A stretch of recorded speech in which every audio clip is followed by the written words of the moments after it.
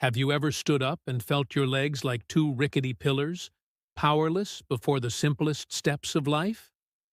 We often blame age, saying, "I'm old, that's just normal." But that's a sweet lie. The truth is, you are unwittingly breaking your own independence every day with the wrong exercises. Would you believe that by changing just 5 minutes to the movements I'm about to share, you could restore 80% of lost strength within the next 3 weeks? Don't take your eyes off the screen, because what I am about to reveal will permanently change the way you walk for the rest of your life. Hello? Imagine we're sitting here on a quiet afternoon, talking about how to keep our bodies resilient. Have you ever woken up, stepped out of bed, and felt your lower back protesting? Or when you rise from the sofa, you have to push off your thigh with your hand to get going? One 65-year-old patient of mine confided, "Doctor, it seems my legs have forgotten how to stand on their own." That's the story of many people our age. We spend too much time sitting, at desks, behind the wheel, or in our favorite chairs, and while we sit, our glute muscles quietly fall asleep. When the glutes stop doing their job, the lower back and hamstrings are forced to pick up the slack, resulting in persistent, nagging pain. I want you to try a small exercise called the elevated glute bridge. Lie on your back and place both feet on a sturdy step or the edge of a sofa, knees bent at 90 degrees. When you push through your heels to lift your hips, don't just raise them and stop. Imagine you're squeezing a walnut between the two glute muscles at the highest point. Hold for 2 seconds and feel that connection. When the glutes wake up, your lower back will be freed. This isn't just exercise, it's how we take back control of our legs. Are you ready to wake them up today? Have you ever wondered why we chase bigger numbers on the barbell only to trade that for creaky knees every time we climb the stairs? One of my patients, a very disciplined man, told me, "Doctor, I train hard, but why do my legs keep getting weaker?" I had to explain that at this age, muscle mass is only part of the story. Tendon durability and joint integrity are the true keys to freedom. Imagine training within a safe range of motion. Instead of pushing weights to the point your joints protest, focus on the range you can fully control without pain. Slow down. Prioritize the tendons that need endurance more than the heavy load. A small, smooth movement inside the no-pain zone will train your body as support system to endure far better than any higher weight. Are you forcing your joints to do what they're not ready for? Start listening to your body. Longevity is not a race, but the art of maintaining sustainable function over time. Have you ever stood in front of a mirror and noticed your left leg looks slimmer but is much weaker than the right? That's not just aging. It's imbalance accumulated over years of unconsciously favoring your dominant side. A patient of mine who loves walking once told me he always felt a dull ache in his right knee while the left felt just tired. After checking him, I realized he'd been cheating on traditional squats. Try a better solution: the Bulgarian split squat. Picture this.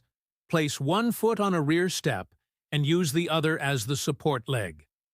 The easiest way to find the correct position is to sit on the step and then extend the front leg forward. That marks the right placement. When you lower your hips straight down, you isolate the glutes and thighs, forcing each leg to stand on its own. What's the magic? You don't have to round your back or load the spine like when you squat heavy with a barbell. This exercise forces your body to confront its own imbalance and helps your legs rediscover harmony. Would you like to end the strong side, weak side today? Move slowly, keep your chest up, and feel strength returning to each fiber. Have you noticed that as we age, falls often come from very small things? A slightly raised curb or a loose carpet corner? One active patient told me in regret, Doctor, because my toes didn't lift in time, I ended up in the hospital for a month. That's when I realized we've neglected a quiet protector, the anterior shin muscle, also called the tibialis anterior. Imagine your feet as a spring system. If the tibialis anterior weakens, your toes stay stubbornly close to the ground, making you prone to unnecessary trips.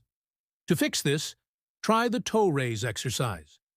Stand with your back against a wall, heels about 30 centimeters away, legs straight.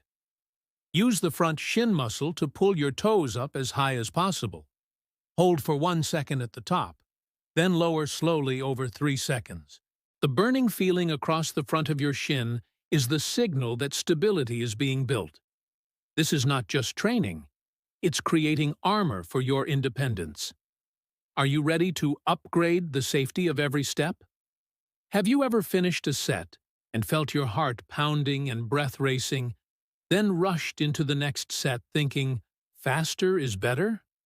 One of my devoted patients told me, "Doctor, I finish a workout feeling drained and sometimes dizzy." I smiled and said that at this age, haste is the enemy of strength. Think of rest between sets as a time for reconstruction.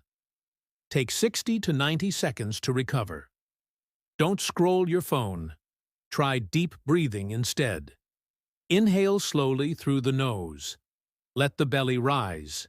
Then exhale slowly through the mouth. This deep breathing sends a calming signal to your nervous system. Everything is okay.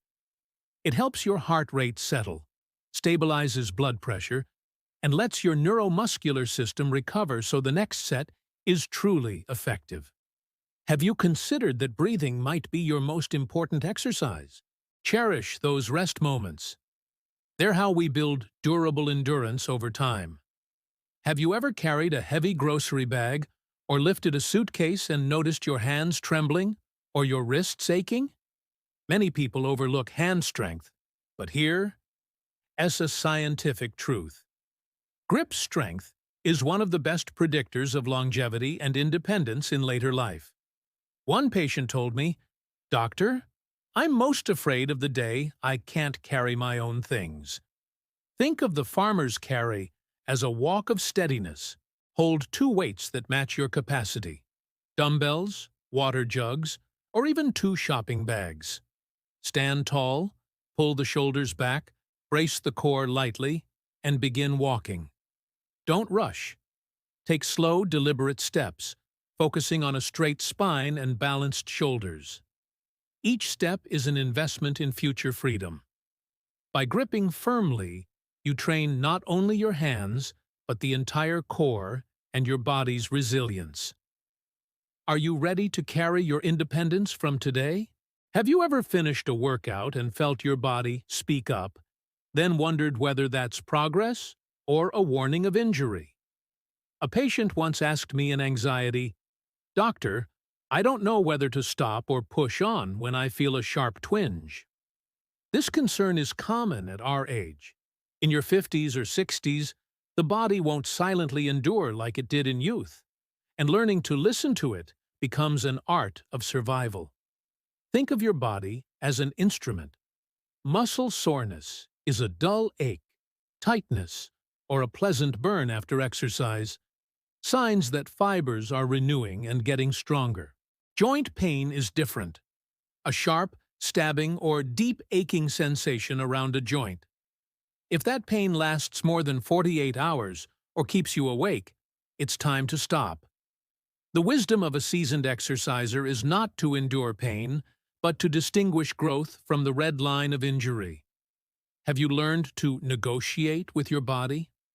Be kind to yourself. Our goal is sustainable health for the coming decades, not short-lived overexertion. Have you noticed that daily life rarely moves in a straight line?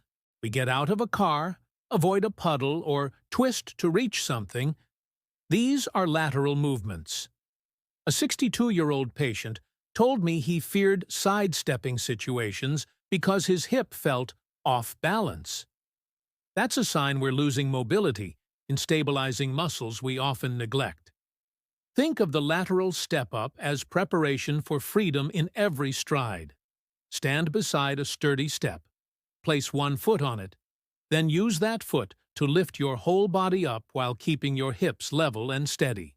Don't rush. The secret is the lowering phase. Control the descent slowly over about 3 seconds. That slow return forces the hip stabilizers to work hard to keep you balanced. Training this way doesn't only strengthen your legs, it reinforces the foundation of your steadiness. Have you felt that wobbliness in everyday life? Try this exercise gently so each future step feels light and confident.